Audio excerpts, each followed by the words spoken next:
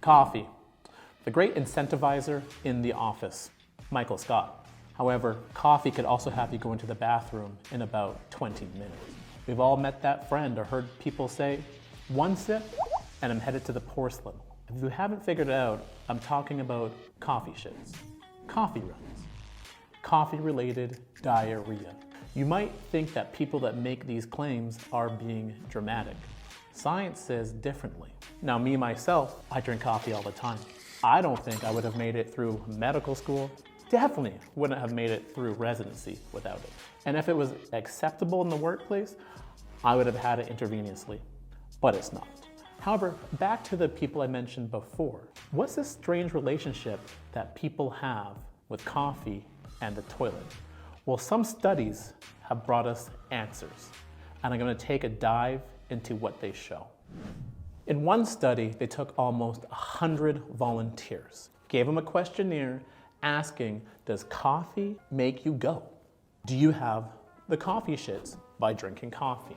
Now, just so you know, this was referring to black coffee, no sugar, no milk. Well, out of all those people that answered the questionnaire, 30% said they had this reaction, like a coffee-related diarrhea reaction.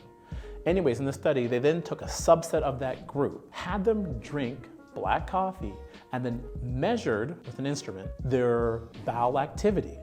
And they found that people who said that they did have this relationship with coffee did have increased bowel activity. So there was some relation between coffee and the need to go.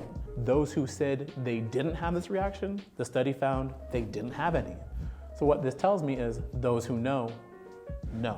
So you're probably thinking, well, I meant maybe it's the caffeine. Okay, so there was another study done. It took black coffee, black decaffeinated coffee, and water, gave it to a bunch of volunteers. What was found was that those who drank black coffee, those who drank decaffeinated coffee also had this reaction, or a subset of them had this reaction. And those who drank the hot water, no reaction. And it kind of makes sense. People that drink Pepsi don't have Pepsi shits. You've never heard of that. So there is some relation between coffee and having to go to the bathroom, but only in a certain subset of people. Let's keep going. The exact mechanism causing the coffee shits is unknown. And the reason why is coffee is super complex. It's made up of about 1,000 active compounds. So isolating the exact compound that causes the coffee shits is pretty hard. But we do hypothesize it's related to the messaging between the brain and the gut. And the reason why this hypothesis can be made is because of the timing between sipping your coffee and having to go. And on average, it happens in about 20 minutes, but it can happen as fast as 4 minutes. So that tells us it's not normal digestion taking a long time. It's something coming from the brain telling the gut to go. Another interesting thing in this research I did is there's a little bit of a correlation between those who have irritable bowel syndrome and those who have the coffee shits. And it kind of makes sense. People who have irritable bowel syndrome have like a sensitive gut, it's prone to stress and other outside factors. They can have like a diarrhea or a constipation dominant kind of disease, and they definitely have this abdominal pain, but the gut is acting. And kind of similar, you drink coffee and your gut tells you to go. Not a direct correlation, but there is something there. So we have figured out there is this correlation in a certain subset of people. There is a relationship between coffee, the gut, and the brain. The next thing was, how can we use this to our advantage? And in some hospitals and in some studies, they found out how to do so.